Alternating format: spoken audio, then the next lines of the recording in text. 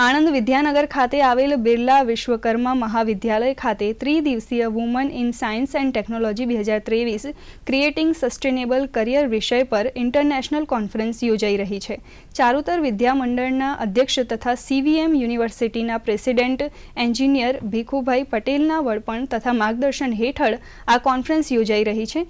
પરિષદનો ઉદ્દેશ્ય ઉદ્યોગ, શિક્ષણવિદો, સંશોધન સંસ્થાઓ અને મહિલા વ્યવસાયિકોને નવા વિચારો શેર કરવા માટે એક ગ્લોબલ પ્લેટફોર્મ મળી રહે તથા વિદ્વાનોના સંશોધનો, અનુભવો તથા જ્ઞાન સૌને મળી રહે તે છે। આ પર્ટિક્યુલર કોન્ફરન્સમાં 20 જેટલા ઔદ્યોગિક એકમો અને 20થી ઉપરાંત દેશ વિદેશની ખ્યાતનામ શૈક્ષણિક સંસ્થાઓ પણ જોડેલી છે।